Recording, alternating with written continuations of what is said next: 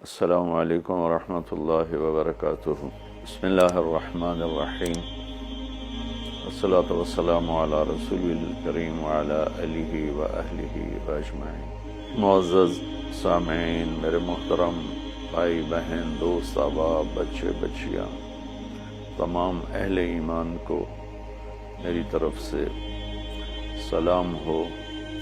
ہمارا نیا سال تو ہجری کے اعتبار سے ہوتا ہے تو وہ محرم، ہر آنے والا سال ہماری زندگی کا بہت بڑا حصہ ہم سے چھین کے لے جاتا ہے اور ہم بے بس ہو کر اسے دیکھتے ہی رہ جاتے ہیں۔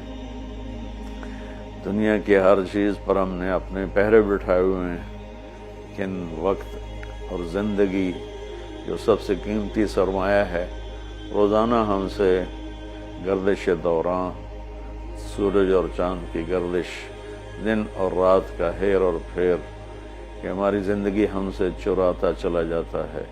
اللہ کا غیبی نظام ہماری زندگی سے ٹائم کو، وقت کو گھٹاتا چلا جاتا ہے، یہاں تک کہ ہر آنے والی وہ موت کو گلے لگا کر اللہ کے پاس پہنچ جاتا ہے۔ تو نئے سال کے حوالے سے دو باتیں کرنی تھی۔ واقعہ کربلا کے حوالے سے تو میرے کلپ کافی چل رہے ہیں، ایک حدیث پہلے سناؤں گا، اس کے بعد دو حدیثیں اور بس۔ میرے نبی نے ارشاد فرمایا کہ علموا اولادکم القرآن ومحبتی ومحبت اہل بیتی او کما قال۔ میرے نبی نے فرمایا کہ اپنی اولاد کو تین چیزیں سکھاؤ۔ ایک قرآن سکھاؤ کہ قرآن زندگی گزارنے کا طریقہ بتاتا ہے۔ میڈیکل سائنس ہو یا انجینئرنگ سائنس ہو یا کائنات کا کوئی بھی علم ہو، وہ انسان بننا نہیں سکھاتا۔ اناٹمی پڑھ کے ڈاکٹر بن جائے گا، انسان بننے کے لیے قرآن پڑھنا پڑے گا، سیکھنا پڑے گا۔ تاجر، سیاستدان، زمیندار، بادشاہ، بیگم، ملکہ، رانی، فقیرن فقیر، امیرن امیر، سب اس چیز کے محتاج ہیں کہ زندگی کیسے گزارنی ہے، اچھی زندگی جس پر اللہ بھی راضی ہو اور ہم بھی سکون سے رہیں، وہ قرآن ہے۔ کہ قرآن ان ھذا القرآن یہدی للتی ہی اقوم، یہ دعویٰ صرف قرآن کا ہے۔ میرا اللہ فرماتا ہے کہ صرف قرآن ہی ہے جو تمہیں صحیح زندگی گزارنے کا طریقہ بتاتا ہے۔ ہمارے گھروں کی زندگی انتشار کا شکار ہے، شادی ہوتے ہی طلاقیں ہو رہی ہیں، طلاقوں کی ریشو بڑھ رہی ہے کہ والدین اپنے بچے بچیوں پر صرف پڑھائی پڑھائی پڑھائی، اور ہمارے پاکستان میں پڑھائی تو ہے نہیں، صرف کاروبار ہے۔ تو بچے بچیوں کو پتہ ہی نہیں ہوتا جب شادی ہوتی ہے کہ زندگی کیسے گزارنی ہے۔ ایسے والدین کو بھی نہیں پتہ ہوتا کہ ہم نے اپنی اولاد کو کس بنیاد پہ کھڑا کرنا ہے۔ تو قرآن وہ زندگی بتاتا ہے جس پر چل کر ہر بڑا چھوٹا، بڑی چھوٹی خوشگوار زندگی گزار سکتے ہیں۔ تو آپ نے فرمایا کہ اپنی اولاد کو قرآن سکھاؤ۔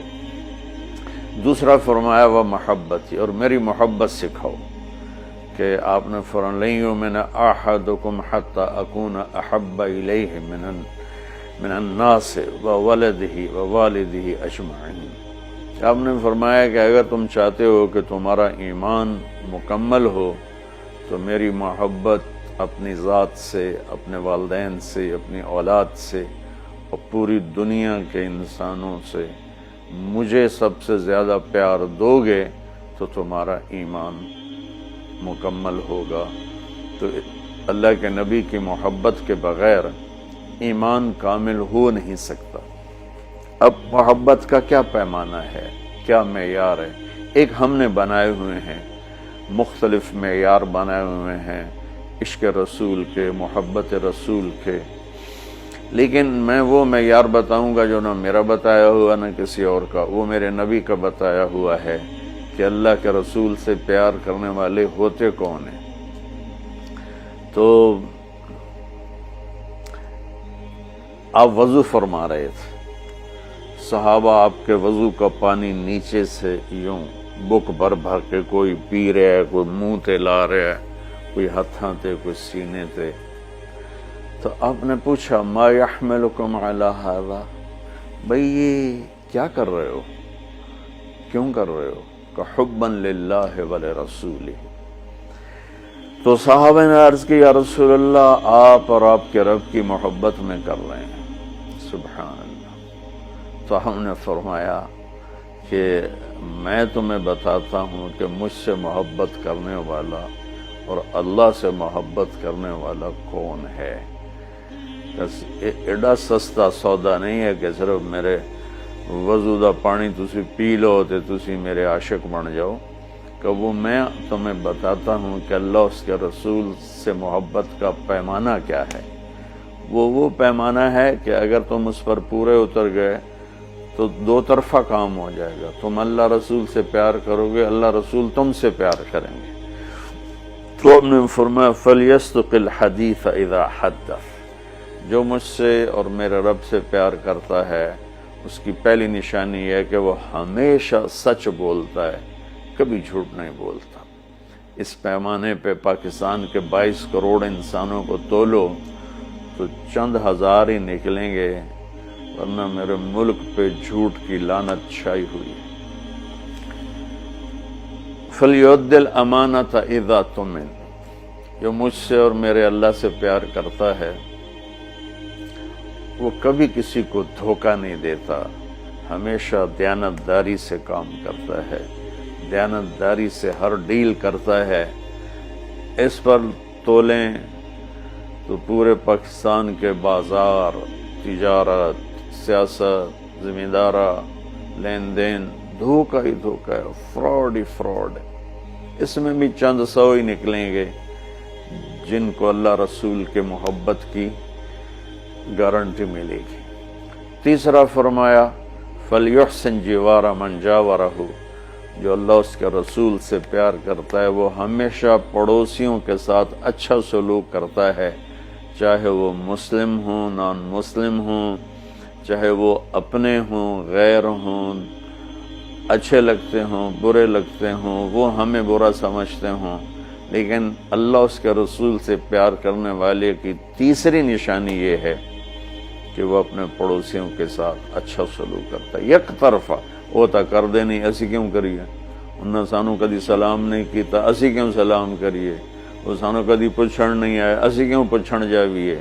یہ عشق رسول کے دعوے دار تو ہو سکتے ہیں، اللہ کی بارگاہ میں ان کی کوئی گارنٹی نہیں ہے، یہ خارج ہیں.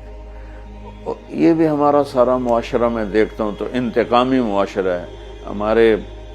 ہمارے علاقے کی مثال ہے جی، قدمہ دے قدم ہون دن.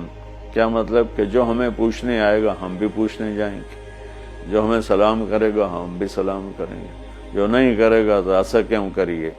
یہ میرے ملک کے اخلاق یہ ہیں. اور میرے نبی فرما رہے ہیں کہ مجھ سے محبت کی تیسری نشانی یہ ہے کہ وہ یک طرفہ ہو کر اپنے پڑوسیوں کے ساتھ اچھا سلوک کرتا ہے.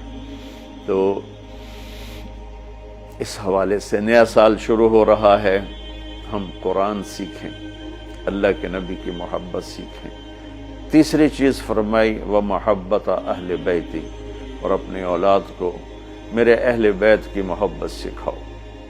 سبحان اللہ. اس کے بغیر نہ ایمان مکمل ہے، نہ زندگی مکمل ہے، نہ راستہ طے ہوگا. کہ آپ نے فرمایا غدیر خم کے موقع پر جب آپ حج سے واپس تشریف لا رہے تھے کہ میں تم میں دو بڑی بھاری چیزیں چھوڑ کے جا رہا ہوں، اگر ان کو مضبوطی سے پکڑ کے رکھو گے تو کبھی گمراہ نہیں ہوگے اور مجھ سے آ ملوگے. خلاصہ کے طور پر ایک میری کتاب اور ایک میرے اہل بیت. تو ہم نے قرآن کے ساتھ بھی ناانصافی کی ہے اور اہل بیت کے ساتھ بھی ناانصافی کی ہے. درد سے کہہ رہا ہوں یہ بات، میں فرقہ واریت سے بالا تر ہو کر یہ بات کر رہا ہوں کہ ہمیں اگر ان کے گھرانے سے پیار نہیں ہے تو وہ کیا ایمان ہے اور کیسا ایمان ہے. تو اللہ اس کے رسول نے جو محبت کی نشانی بتائی ہے وہ بھی میں نے بتا دی، اور جو اللہ کے نبی فرما رہے ہیں کہ 3 کام اپنی اولاد کو سکھاؤ: قرآن، میری محبت، میرے اہل بیت کی محبت۔ تو آؤ بھائی ہم اپنے ملک کے لیے بھی ایک اچھے پاکستانی بنے، سچ بول کے، دیانتداری، محبت، ایثار، وفا، صحیح تولنا، صحیح بولنا، اور ماں باپ کی خدمت، بیوی کے ساتھ اچھا سلوک، اولاد کے ساتھ محبت، یہ سارے وہ چیپٹر ہیں جو اس وقت بالکل ادھورے پڑے ہوئے ہیں۔ اور صرف نماز پڑھ لینا اور حج عمرے پہ زور لگا دینا بہت اچھی بات ہے، میں کسی نیکی کی قدر نہیں گھٹانا چاہتا، لیکن اور بھی دکھ ہیں زمانے میں محبت کے سوا، راحتیں اور بھی ہیں وصل کی راحت کے سوا۔ اسلام تو ایک زندگی ہے، یہ تو چند مختصر عبادات پوری زندگی پر تو نہیں ہے نا۔ اس لیے میری فریاد سنو اللہ کے واسطے، علماء سے بھی کہتا ہوں، خطیبوں سے بھی کہتا ہوں، اپنا مسلک پیش نہ کرو، اسلام پیش کرو۔ اسلام ایسی خوبصورت زندگی ہے کہ اس کا خریدار آپ کو ہر انسان بنے گا۔ آپ سن لیں گے تو آپ کا احسان ہوگا، اب کر لیں گے تو آپ کی دنیا بھی بنے گی، آخرت بھی بنے گی، ورنہ فقیرانہ آئے صدا کر چلے، میاں خوش رہو ہم دعا کر چلے، وہ جو گیت تم نے سنا نہیں میری عمر بھر کا ریاض تھا، میرے درد کی تھی وہ داستاں جسے تم ہنسی میں اڑا گئے۔ السلام علیکم ورحمۃ اللہ وبرکاتہ۔